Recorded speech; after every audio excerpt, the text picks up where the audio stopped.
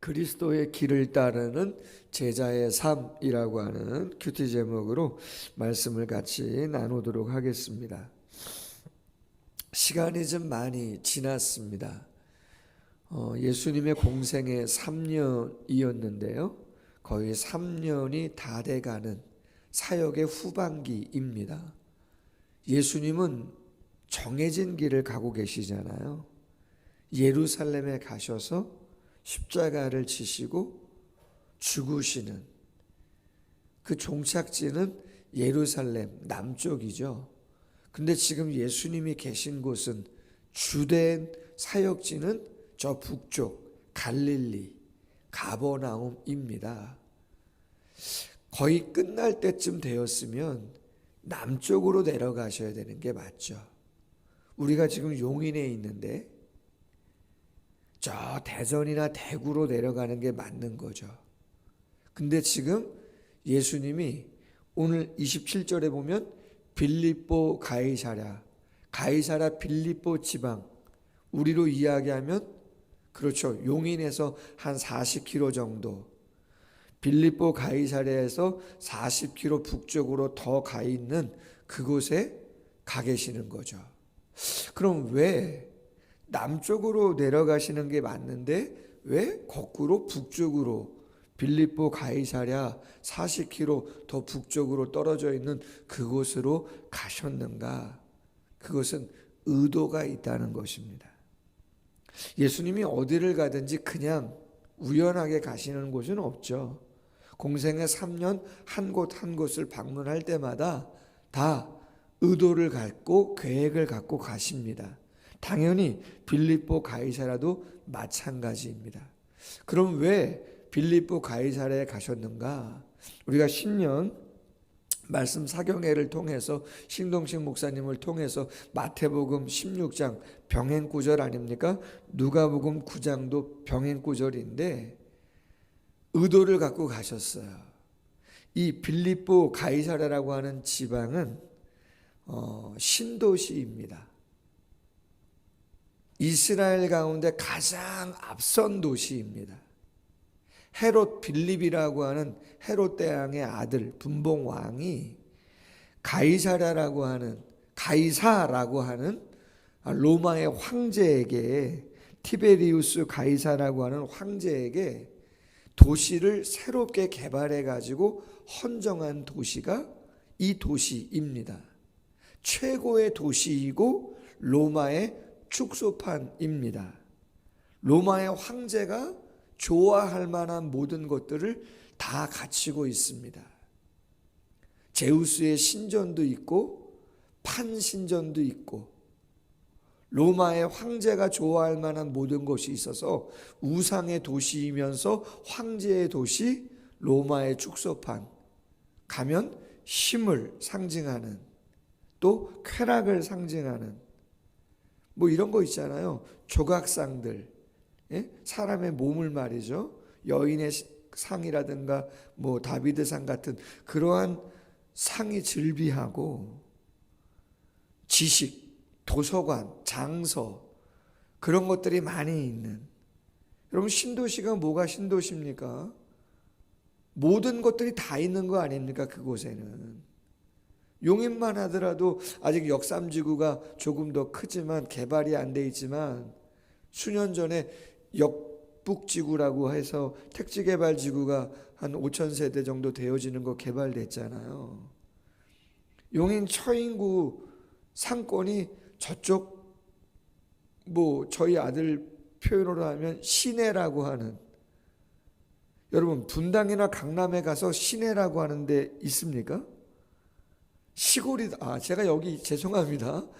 이사 와가지고 저희 아들들이 시내 다녀왔다 그러는 얘기를 해가지고요. 우리 집이 좀 시골에 있나 보다라고 하는 생각을 처음 해봤습니다. 제가 어디 갔다 왔어? 그랬더니 시내 갔다. 시내? 시내가 어딘데? 아니 아빠 저 시장에 거기 다 있잖아요. 거기가 시내죠. 거기가 시내야. 그럼 여기는 그래 우리 교회 앞마당에 저기 고라니 나오니까 여기 시골이지. 그래 논밭 있고 하니까 시골이지. 여러분 분당에서 무슨 시골이 아니 시내가 어디 있습니까? 다 시내지. 다 있잖아요. 여기도 뭐 다 있죠. 슈퍼도 있고 무도 있고 뭐도 있고. 빌립보 가이사라는 우상의 도시이고 황제의 도시이고 로마의 축소판, 쉼과 쾌락과 지식과 모든 것이 다 있는 곳이에요. 예수님이 왜 거기에 갈릴리의 촌사람, 어부들, 냄새나는 직업에 종사했던 죄인 취급받던 그들을 데리고 예수님 당신도 남루한 옷을 입고 요즘으로 이야기하면 강남 한복판에 외제 차량이 질비하고 고층 빌딩이 있고 화려한 옷이 다 장식되어 있는 그곳에 저 시골에 변방에 촌사람들 데리고 가서 뭘 하려고 하신 거냐 이 말이죠. 이유는 딱 하나입니다. 오늘 본문이 이야기하잖아요. 사람들이 나를 누구라 하느냐? 너희들은 나를 누구라 하느냐? 이제 때가 가까웠습니다. 오늘 아시는 것처럼 30절 이하에 보면 처음으로 예수님이 이제 공생애가 다 끝나가시고 예루살렘으로 내려가셔야 되는 상황이 조금 있으면 되어지기 때문에 당신의 십자가 순환을 처음으로 예고하시는 장면이 나옵니다. 이제 얼마 안 있으면 예수님 말씀하시는 그대로 바리새인과 장로들, 대제사장들, 서기관들에게 붙잡혀서 죽으시고 부활하셔야 되는 마지막 사역의 길을 가셔야 되는 거예요. 이제 제자들을 떠나게 된단 말이에요. 이제 하나님 나라의 사역을 그들에게 맡겨야 되는 거예요. 전적으로.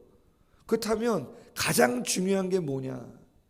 여러분 신앙생활에 있어서 믿음 생활에 있어서 가장 중요한 게 뭐냐는 거예요.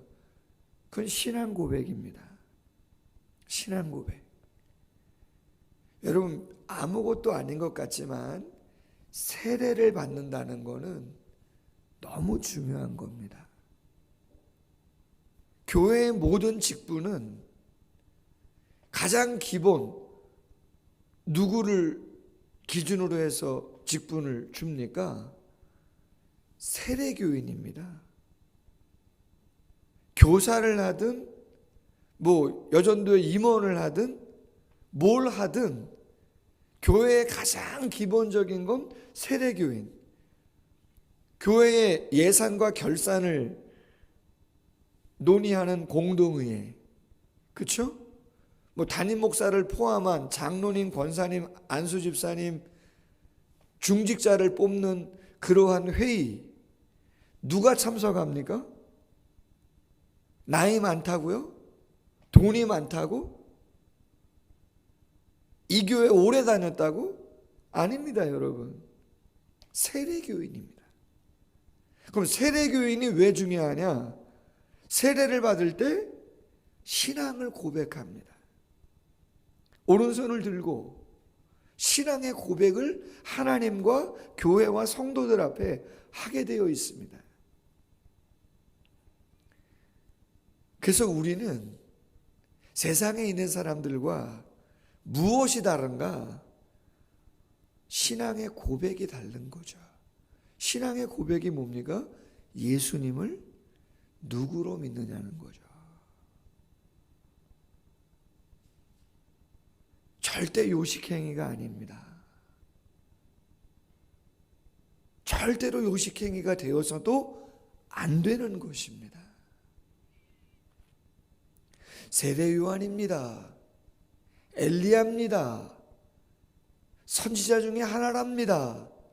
여러분 대단한 것 같지만 지금 예수님과 제자들이 있는 그곳은 황제의 도시고 제우스와 판신을 섬기는 우상의 도시입니다.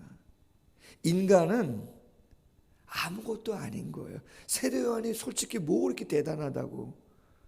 이스라엘 사회에서야 하나님의 선지자로서 대단하다고 할 수 있겠지만 로마의 황제가 신인데 로마의 황제 앞에서 저 작디 작은 히브리 민족의 선지자 한 명이 뭐 그렇게 대단하겠습니까? 세상적으로는 대단하지 않습니다. 너희는 나를 누구라 하느냐고 이야기하는 거죠.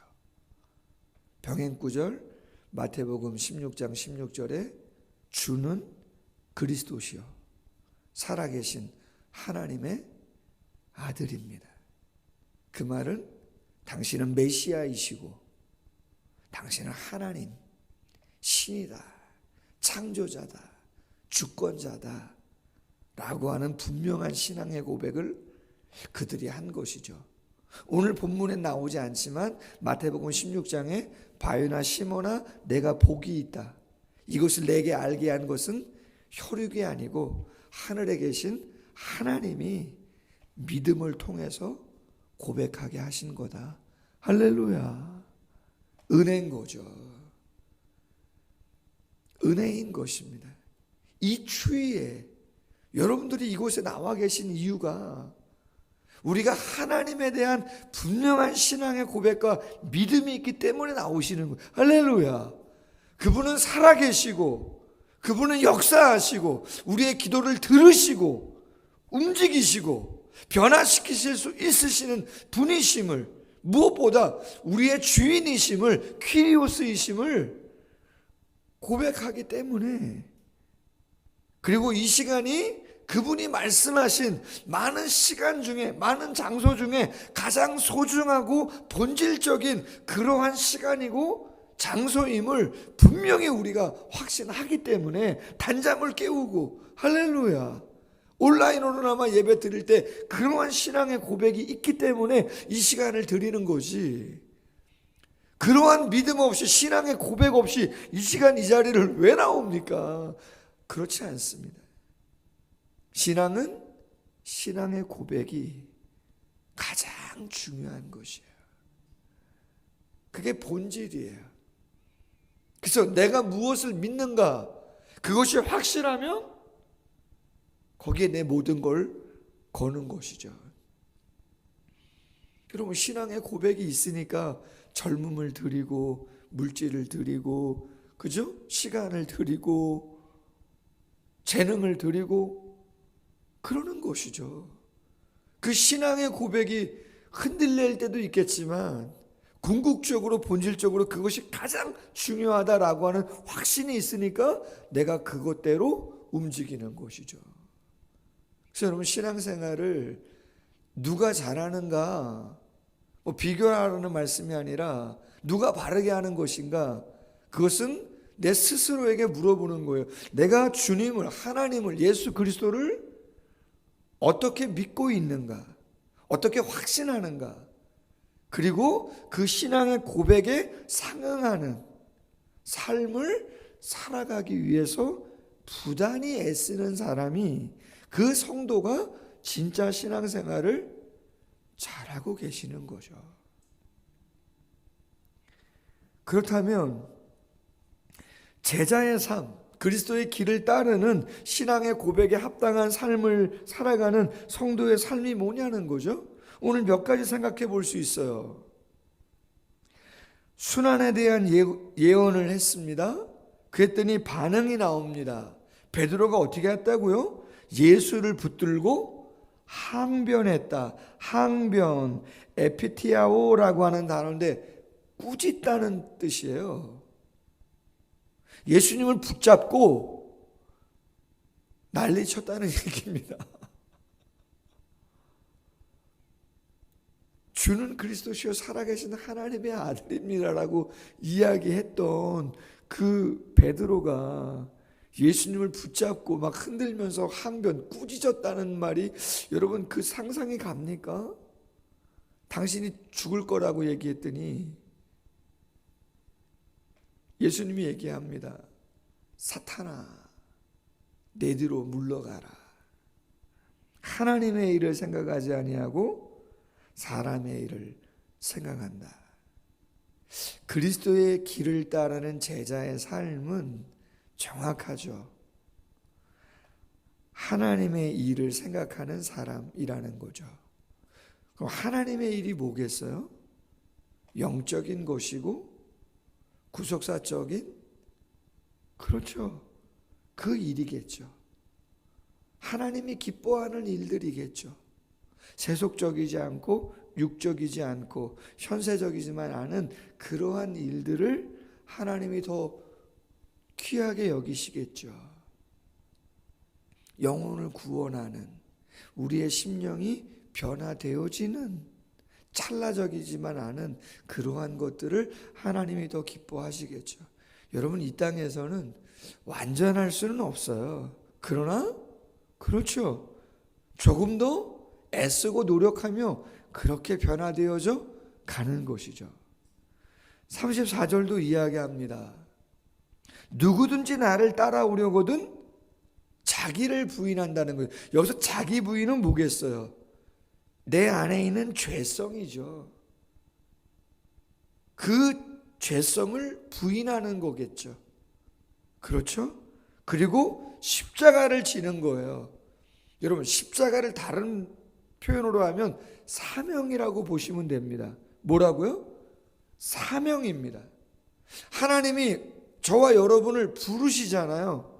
콜링하십니다. 그리고 뭘 줘요? 미션을 주시는 거예요. 사명을 주시는 거예요. 십자가는 사명입니다. 목사의 사명, 여기 사모님들의 사명, 성도님들 계신 성도님들의 사명, 중직자의 사명, 직분자의 사명, 그게 십자가예요. 보람도 있습니다. 기쁨도 있습니다. 그러나 꼭 쉽지만은 않지 않습니까? 제가 늘 이야기하는 것 중에 하나가, 직분자는 있어야 할 자리에 있는 분이 직분자라고 늘 말씀드려요. 가장 기본이면서 교회의 가장 중요한 모임은 예배 시간이죠. 하나님이 가장 주목하시는 시간이죠. 십자가는 사명입니다. 뿐만 아니라 35절 이하의 말씀하시고 나서 자기 목숨을 구원코자 하면 잃을 것이고 나와 복음을 위하여 목숨을 잃으면 구원하리라. 왜죠? 하나님이 여러분 책임지지 않겠습니까? 그런 사람, 죄성을 깨트리고 사명을 위하여 감당하려고 하고 하나님이 기뻐하는 일을 위하여 애를 쓰는 사람 그냥 놔두겠냐고요. 하나님이 붙잡죠. 자, 그리고 나서 38절에 보면, 이 음란하고 죄 많은 세대에서 나와 내 말을 부끄러워하면 인자도 아버지의 영광으로 거룩한 천사들과 함께 올 때 그 사람 부끄러워하리라. 무슨 이야기입니까? 이 세상에서 휩쓸리지 아니하고 하나님의 일과 하나님이 원하는 삶을 위해서 당당하게 선포하며 구별되게 살아가고자 한다면 하나님께서 그런 사람 기뻐하신다는 거예요. 교회에서만이 아니라, 가정에서만이 아니라 저 음란하고 악한 세상 한복판에서 사명대로 죄성을 부인하면서 하나님이 기뻐하는 일들을 생각하며 살아가고자 한다면, 그것이 십자가의 길을 가는, 주님의 제자의 길을 가는 삶의 모습임을 이야기하고 있는 거죠. 9장 1절, 여기 서 있는 사람 중에 죽기 전에 하나님의 나라, 십자가와 부활을 통한, 성령의 강림을 통한, 복음의 역동적인 확산을 통한 하나님의 나라가 임하는 그 모습을 볼 사람들 많이 있다. 내가 죽지만 죽음으로 끝나는 게 아니라 사망 권세 이기고 부활하시는, 성령이 강력하게 역사하시는, 그 성령을 경험하고 복음을 증거하는 하나님 나라가 확장되어지는 그 놀라운 역사를 너희들이 보게 될 것이다. 할렐루야. 그래서 하나님의 나라의 일은 하나님이 하십니다. 저희는 온전한 신앙의 고백을 순수하게 드리고 우리가 할 수 있는 한 최선을 다해서 그 길을 가고자 한다면 하나님의 시간표에서 하나님의 지혜와 능력으로 그 길을 이끌어 갈 줄로 믿습니다. 힘들고 조금 어렵더라도 신앙의 고백에 합당한 삶을 살아가려고 애쓰고 하나님이 책임져 주시는 복된 삶을 살아가는 모두가 되기를 주님의 이름으로 소원합니다. 기도하겠습니다.